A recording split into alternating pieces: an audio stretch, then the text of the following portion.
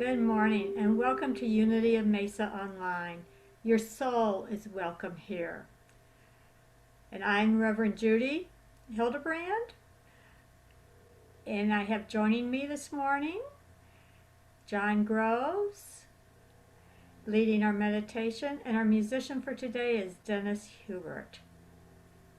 And so let's prepare for our opening prayer. I just want you to know that that candle behind me is new candle, and it just has this nice beautiful little flame until I look at it in the reflection of the recording. It's not going to burn my house down. It's just wanting to show up big for you guys, I guess, because that's that symbol of that light within us. And maybe my energy is just really bringing it up and bringing it out. Who knows? Anyway, so let's start with opening prayer this morning. I invite us to maybe close those outer eyes to shut out some of the sensory around us. As we breathe that breath of spirit, we make that connection, that communion with the divine. And from this sacred space, we affirm the power of the activity of spirit within us to lead us, to guide us, to support us in healing, to co-create the life of our heart's desire. And for those who are in our lives that are struggling at such a deep level at this moment with losses, with health issues, financial issues, we use our energy, our light to uplift them, to hold them, to send healing energy to support them in their work, in their journey in this lifetime, as difficult as it may feel. And when possible, we walk with them. We support them in ways that we're able to. And we see a greater picture and can vision that hope for them when they cannot find that hope. And in their struggles, we find our strength and we support them until they can find their own strength again and their own hope again. And so we hold in prayer our church community, the community it is enfolded in Mesa, in the greater Phoenix area, in the state of Arizona, in the United States, on this planet, in this universe. And we are blessed by our journey, by the gifts,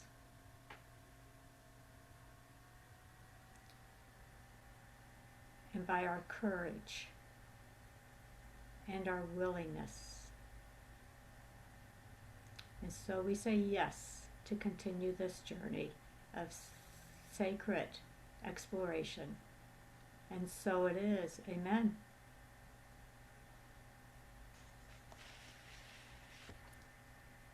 And our affirmation today is, I am teachable. Are you? Can you claim it? Really loud together. I am teachable. Yes. And now Dennis has a song for us. I have decided to live abundantly. I have decided to live in joy. I have decided to live in peace. I have decided to live in love. I have decided to live abundantly. I have decided to live in joy. I have decided to live in peace. I have decided to live in love. I gotta say my life changed a lot the day I rearranged my thoughts. I got more joy, love, and peace. Now I'm thinking thankfully. I have decided to live intentionally. I have decided to live in truth. I have decided to live in freedom. I have decided to live in strength. I gotta say my life changed a lot the day I rearranged my thoughts. I found more truth, freedom, and strength. Now I'm thinking thankfully. I have decided to live abundantly. I have decided to live in joy. I have decided to live in peace. I have decided to live in love. I close my eyes and look inside. I realize my heart's my guide. I have decided to live intentionally. I have decided to live in truth. I have decided to live in freedom. I have decided to live in strength. I have decided to live in strength. I have decided to live in strength. Thank you, Dennis. Now there are some things for you to know. So, diving into the world of anti-racism for the first time can be confronting. It may feel challenging to understand your place and where to begin with educating yourself. This is where our White Allies group, the first step to dismantling racism, can support you. Within the group, you will be introduced to resources to help you learn about anti-racism work, dismantling the unconscious biases that exist within yourself, and take action to create a more just society. If you haven't had a chance to watch the video of testimonies from last fall's participants, please find it on our class page. This group begins tomorrow, and we would love for you to be able to join in, so get registered right away. And I'm going to have to say that in the 10 years that I've been doing official ministry, this has been the most powerful transformational experience that I have facilitated. It is not my work, it is Wendy Craig Purcell's work from Unity of San Diego. They have spent 3 years creating the curriculum we use. And everybody this fall, there were about 30 people this fall who participated, have said it has been life-changing information, transformative information. And 95% of them have been able to join us for a spring session of moving forward, continuing the work and moving into continuing to learn and starting to take action steps. So would just love to have you join us, if nothing else, to be part of the change that has to take place and has the leadership within our country now to probably step into it. And so that you have an understanding, there was a part of me this past week that went, all right, I feel there is more of a calm, that our leadership is not being as erratic, and there is a plan which for me works well in my way of thinking and my way of doing and being. And I can sit back.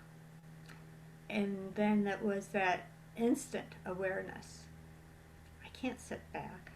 Sitting back is what has allowed this systemic system that we have to continue and to continue as strongly as it has. So I invite you, even if you don't think there's a reason to, I invite you to find out what it is to become a little bit better educated.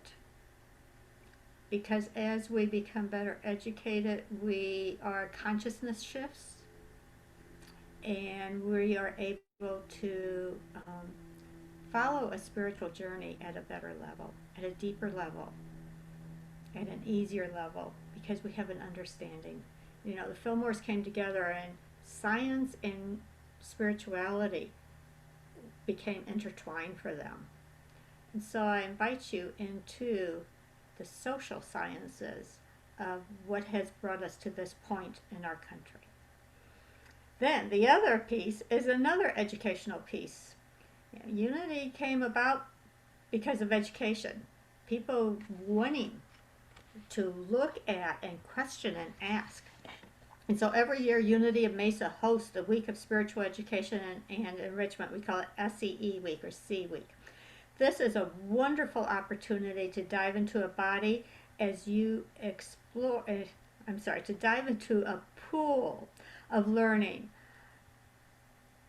for your spirit, your mind, and your body as you explore Unity beliefs and practices.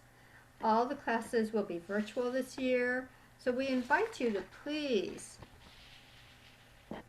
come join us to experience insightful discussions as well as spiritual connection with other truth students from all over the Southwest region.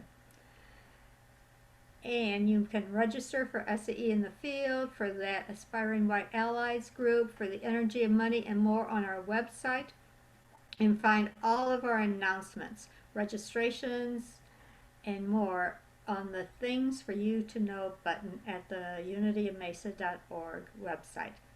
Plus information about our virtual fellowship, which follows this service, and prayer support. And since we're using Zoom for most things, do be aware you have to have that link to get in, and we would love to have you join us. Now, we are so grateful for all the ways you show up in the world at this time, through your prayers, your affirmations, you're letting your light shine and giving from your abundance. And together we can enlighten, empower, and energize one another to uplift our world through a greater expression of God, even from a distance. There are many ways to financially support the spiritual community. We do have a building still to support, and we've got a few staff who still need to be compensated for their work. So you can do this indirectly by ordering books through our website links. Many of the books needed for our SEE classes can be found there. Adding Unity Church of the East Valley as your favorite charity on Smile Amazon and Fry's Rewards.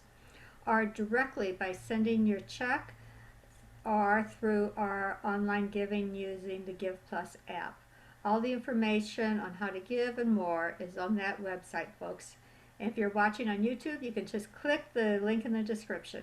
Now, if you can take your gift of love in your hands, just tuck it into those prayer hands, leaving that little space for it to just be there. Hold it gently, hold it sweetly. And let us do our offering blessing together. Divine love flowing through me blesses and multiplies all that I have, all that I give, and all that I receive. Thank you, Spirit of Abundance. And now, let us prepare ourselves for meditation, followed by a song. Let's prepare ourselves for meditation. Find a comfortable position and relax. And let's breathe slowly in and out, in and out. And as we open our heart space with each breath, we allow the flow of energy to course through our bodies, and we affirm, I am teachable. We are open to and prepared to receive divine wisdom and the loving guidance of Spirit.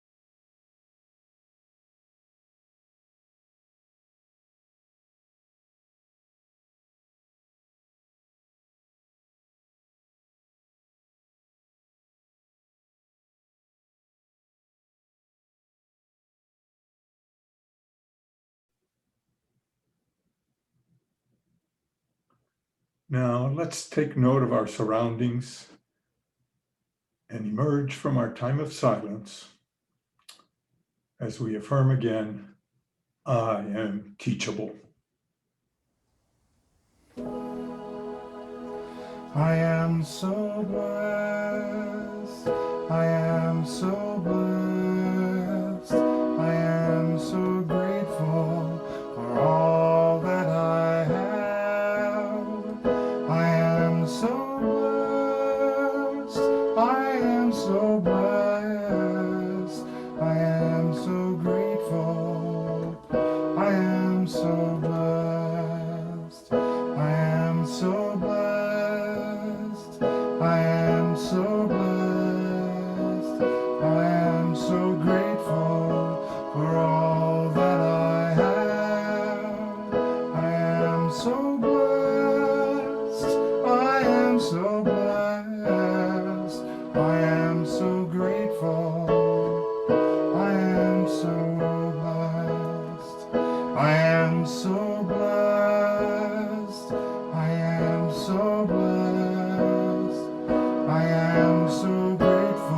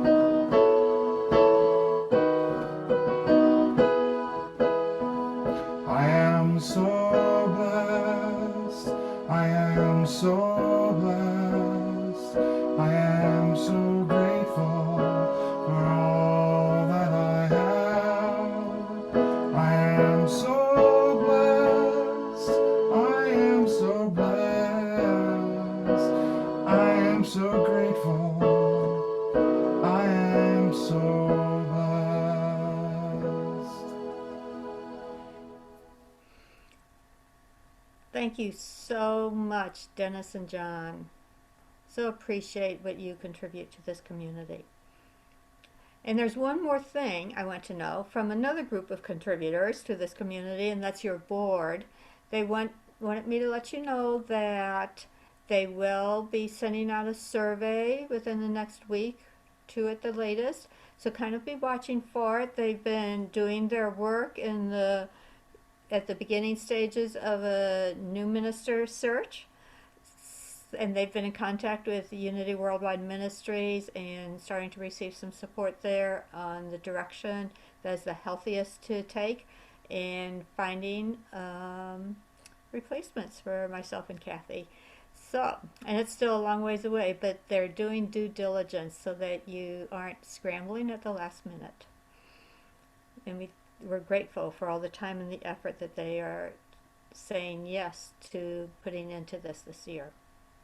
And so now on to our lesson about the great teachers in our lives. And it may not be exactly who you think it is. Hang on, let me try to turn one light off. All right, no matter what I do at that glare, sorry. So, we've been working for several weeks now with the book The Energy of Money by Maria Namath, and we've developed a basic understanding of the idea that there is an energy of money as well as an energy of time, physical vitality, enjoyment, creativity, and relationships. Traveling the journey over and over again from the metaphysical reality of that lower level, right? The dreams, of visions, of ideas, of intentions, and then we go and we cross that border to create, to manifest those ideas. And it's at the border where we almost always run into monkey mind. And then we can get past monkey mind and pass into that denser reality, we begin to manifest those desires. The ones that have touched our hearts or came from our heart and our soul are the easiest to manifest. And it gives us opportunities every day to be the hero. And so now we continue our hero's journey.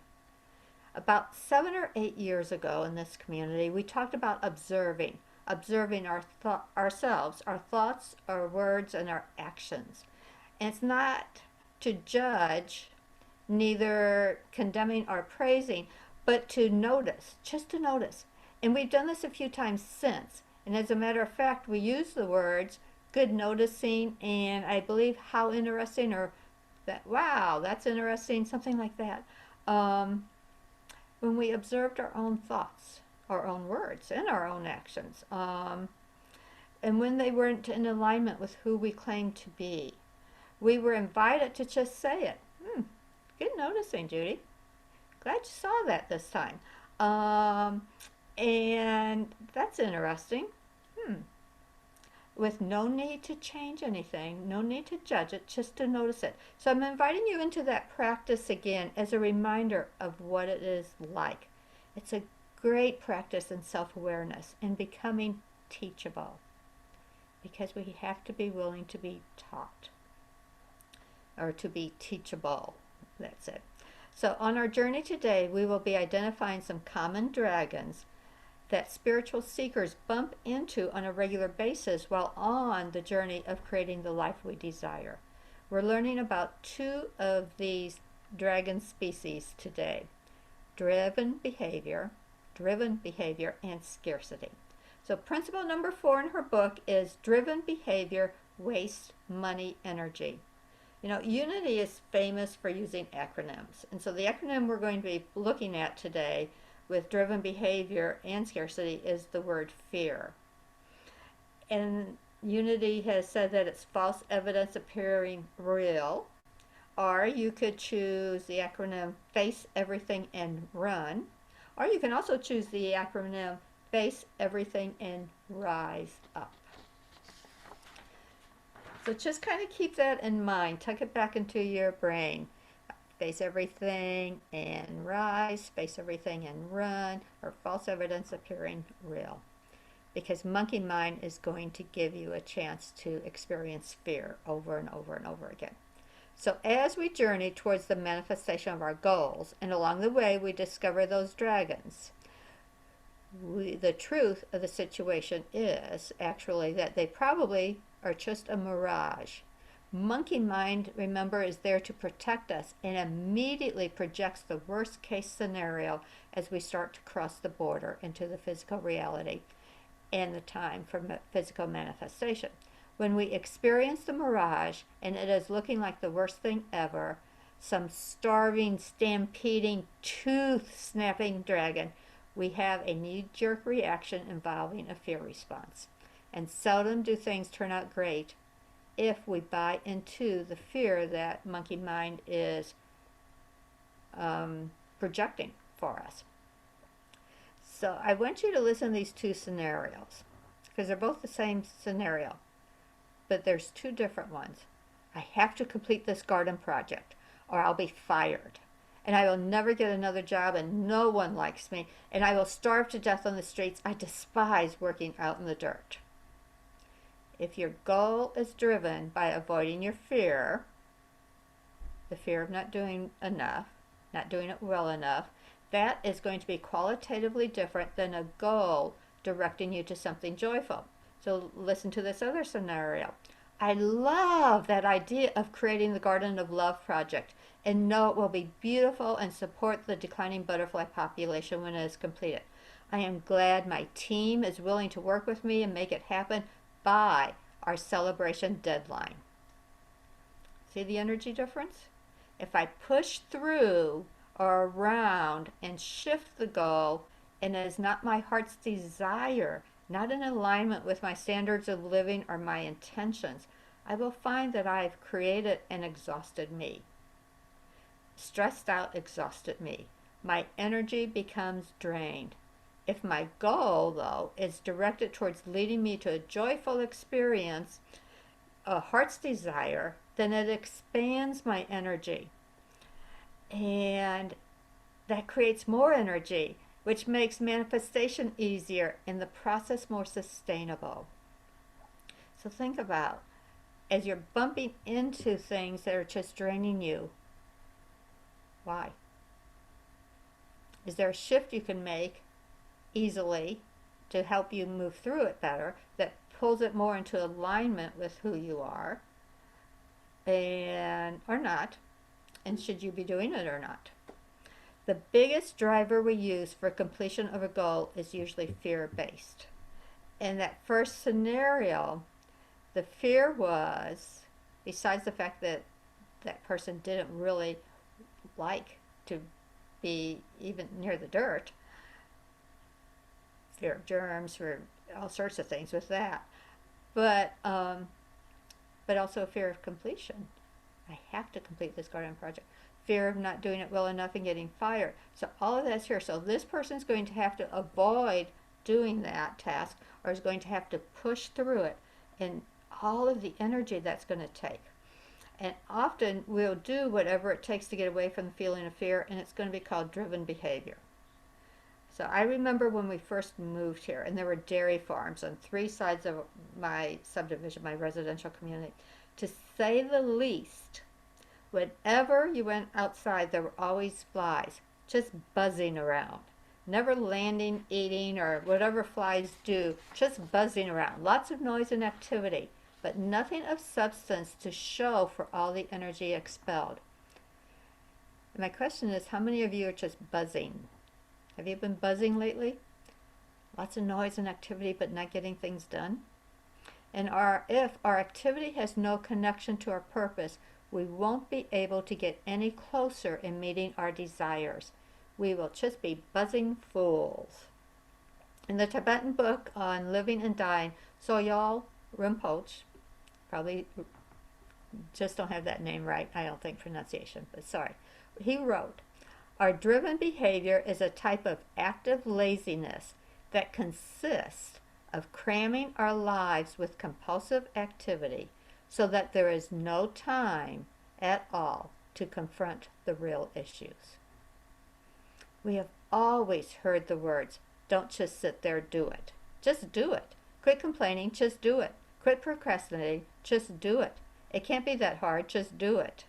Don't just sit there, just do it. We often just do it to the point of destruction of ourselves. destruction of our health, our relationships, our money, our everything we value. Sylvia Burstein titled a book, Don't Just Do Something, Sit There. What if we stop and observe and reconnect with our true desires before proceeding, and remember to listen to monkey mind to discern if there is true danger, then respond as needed, or put monkey mind on the sideline and ignore creating an authentic choice, not a fear-driven experience. When it is an authentic choice, it just seems right, and it's deeply satisfying. No guilt, no exhaustion, no resentment, or sudden loss of interest once you have manifested it. When it's a driven behavior, you can recognize it by 3 symptoms. Repetition. You know, the definition of insanity is doing the same thing over and over again and expecting different results. Any of you have repetitive behavior that is not supporting the lifestyle you want? Maybe hooked on Facebook, then panicky because you're missing a deadline, then exhausted because you had to stay up to finish a project at work, then not feeling well because you skip meals to get done and you swear you're not going to look at Facebook again. And what do you do the next morning? Right? Or gambling, or drinking, or using mind-altering drugs, etc., etc., etc. The second symptom is limited satisfaction. Drained you and left you feeling too tired, worried, or distracted to enjoy it. That just get me through it thought that cycles over and over in your brain. I remember the last week of school, it was always, oh, just let me get through this. You know, because the kids were crazy. There were all sorts of tasks that weren't fun tasks to do. Structure had gone out the window by then. Just get me through this week. Any of you ever have weeks like that? Months? Years? I think a lot of us were saying that over this past year, right? Just let us get through this. Because there wasn't much satisfaction in what was happening, was there? Perfectionism. Just one more finishing touch. If it's not done, then it cannot be judged by others. We don't feel we have done enough to deserve or justify a rest or some type of acknowledgement. Perfectionism is often the inability to arrive at closure. And this came out of her book. Perfectionism keeps our energy tied up in unfinished projects, never allowing us to claim the rewards of completion or to come in touch with the glowing energy of satisfaction. How many of you are perfectionists? And how often do you have projects around your house that aren't done? And think about when you make yourself finish one, and if you pause long enough, you're not fearful of what your own judgment's going to be about it, and you pause to look at it, what a feeling that gives you. I think I'm finally done cleaning out kitchen cabinets. I got to the last one, the one I'd been putting off getting to since we'd moved in. All I'd done was shove stuff back there I haven't used in 18 years. And wow, I can't see it when I walk in the kitchen, but I can feel it. I can sense the neatness, the organization, the clarity that's in there, and so grateful because I found something I was wondering why I had left it in Kansas City, but I just shoved it in that cabinet. So, perfectionism.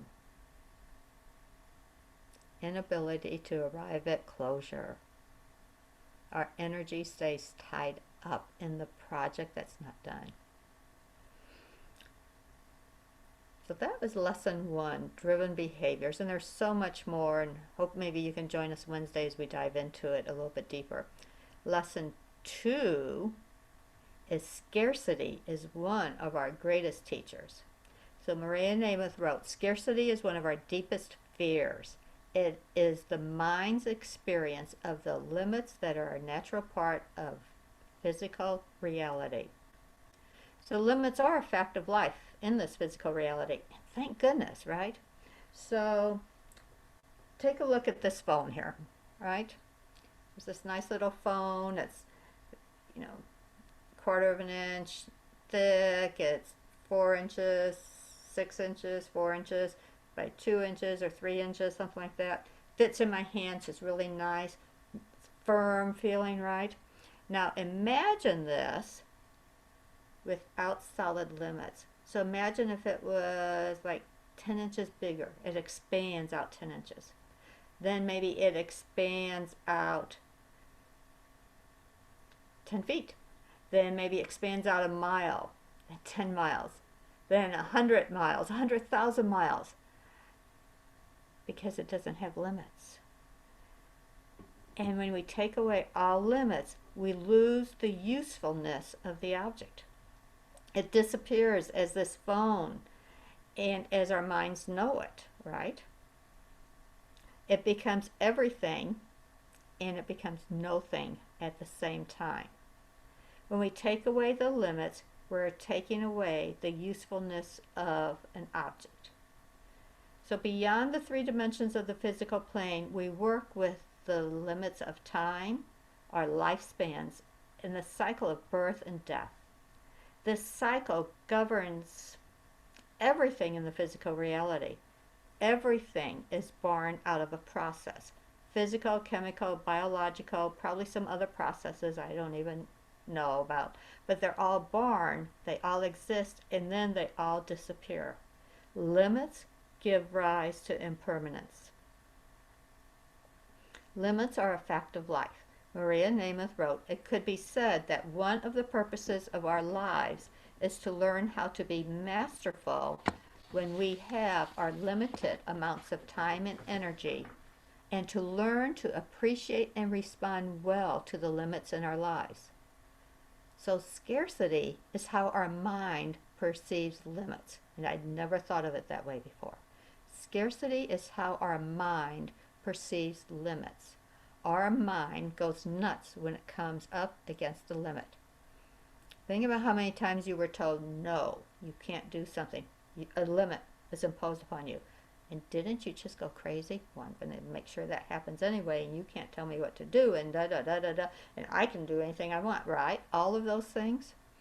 So I want you to take a moment, and this experiment may work or it may not, but it was one that showed up for me when I was doing yoga teacher training this fall. I had always done breath work, but had never realized the importance of holding breath and holding no breath. So I'm going to invite you to do this, but don't do it to the point that you faint. Please, please, please. This isn't a contest. This is just to observe what our mind does. So we're going to take a deep breath, and you're going to just hold it. And pay attention to what your mind does as it gets longer and longer. And when it's the right time for you, take a breath. Your right time may be way before mine, or you're going to have to just give it up when I say give it up. All right, so everybody take a deep breath in. Pay attention to your mind. Because your body needs that air. Pay attention to your mind.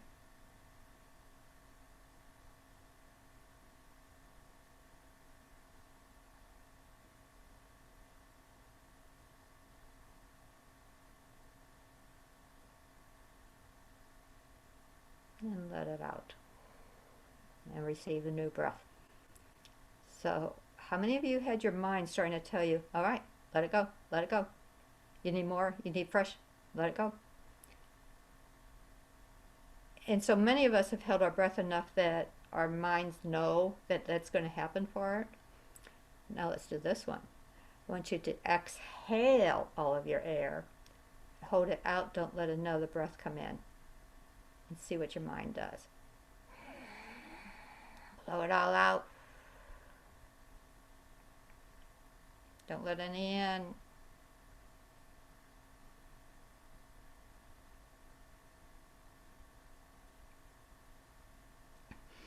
Take a breath in when you need to. So I don't know about you guys, but my mind goes panicky when I reach a certain point with that. It's, you have to give me air, you have to give me air. You have to, you have to. There's none in your body, you have to give me air. And it actually gives me that panicky feeling. So I just found that really interesting to watch what my brain does when it perceives a limit. And all of my triggers start to pop up, the panickiness. So if you are willing to learn from dragons, from maybe panic, from your mind, there are all sorts of things that you can do. So if our brain does that with air, that we know because we've done this enough times, we do know that we're going to continue, right? When we're intentionally holding our breath in or out. But when we actually can't get our breath, it becomes real scary, doesn't it? It's a limit that scares us what might happen. Imagine, think about when we combine limits with breath. That's real frightening. When we combine limits with money, what do you think monkey mind does? You don't have enough. Well, then you weren't good enough. And then you're going to be on the street, and the next thing you know, you're going to be sitting on the street corner with a pot in your hand, asking for money, and you're going to starve to death, right? We can go there really fast, even though we're living in a house and we've got income coming in, and I think COVID has given us that opportunity to realize that narrow line between everything's well and nothing is well. So it's been in our face, I would say, for a year now. And so we've gotten to live with that. And it includes the limits on money, and realizing as we watch people who have always been comfortable in life, all of a sudden there is no more money. They are on the streets. They don't know where their next meal's coming from. They don't know how they're going to get medications, and the system isn't operating efficiently at this point. So there are all sorts of limits right now all around us. And so all of our scarcity triggers have been on high alert for a while. And then we get to sit back and look at what's true, what's in alignment with us, and what do we know. So if we're willing to learn from these dragons, we can transform them. But first, find out what the lesson is that they're here to teach. What is the nightmare scenario that has kept you up at night regarding lack of money? Are you willing to strip away your theories about scarcity in your life? Allow yourself to feel it and look at it and tell the truth about it, to remove some of its fearsome power. When we can't speak to it, when we don't identify it, when we don't claim it and say it, we can't release it, because we haven't taken that energy and made it into something manifest that we can release and let go of. Even if it's just a real concrete idea, a real concrete thought that keeps stirring around, we need to be able to identify it. So as we look at what we really want with the limited amount of money that we might be experiencing, especially right now, I invite you to ask yourself and sit with it this week. If I were to simplify my life, what would I do with my money? Start taking it back into our heart space, right? If I were to simplify my life, what would I do with my money? So that's your question, and the rest of your homework is to re-engage the practice of being aware and just noticing and acknowledging that noticing. Nothing else needs to be done with it, unless you want to, but just look at your level of awareness.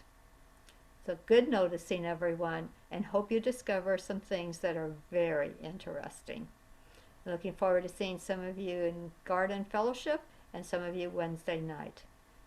Blessings. Bye. I've learned some things in life I'd rather have not. I learned some things it'd be best if I forgot.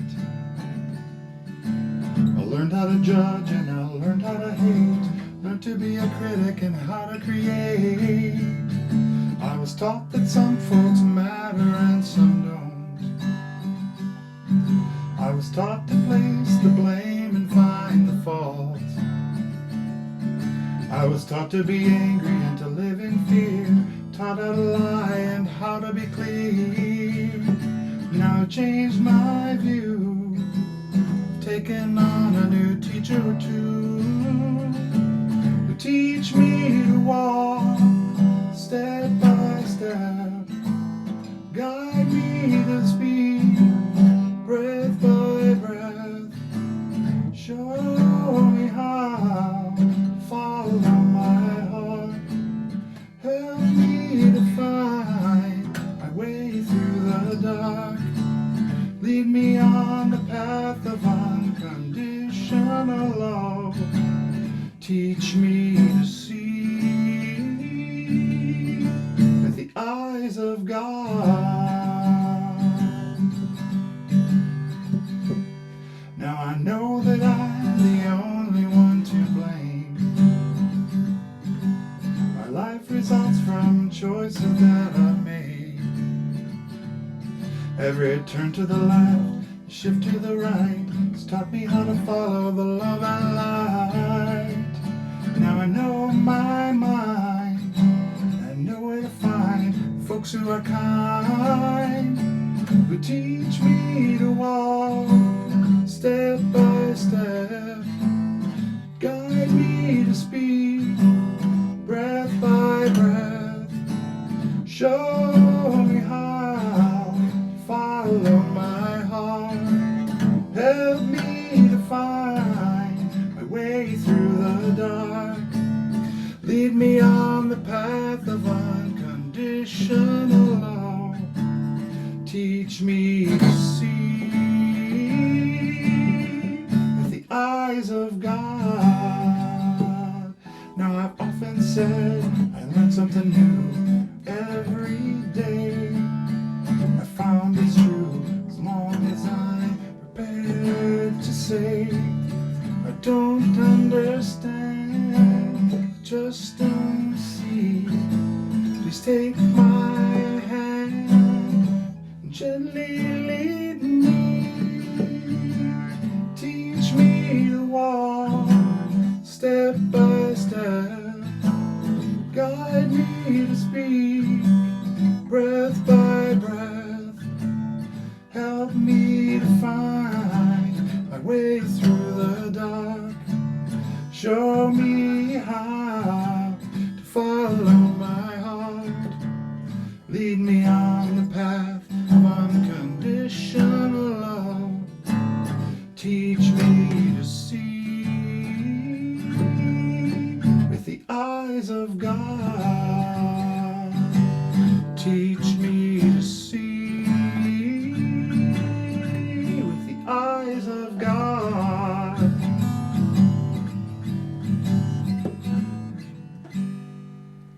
Thank you, Dennis. Thank you so much. And enjoy the lighting. We have been playing all week with trying to get the lighting better in my office, and thinking that's the camera going out maybe on my laptop. So just thank you. And let's close with our prayer for protection together. The light of God surrounds us. The love of God enfolds us. The power of God protects us. The presence of God watches over us. Wherever we are, God is, and all is well. Amen. Have a blessed week, everyone. Hope to see some of you on Wednesday night for our Energy of Money class, and hope to see lots of you at Fellowship. I would love for you guys to just stop in and let us know how you're doing. Blessings.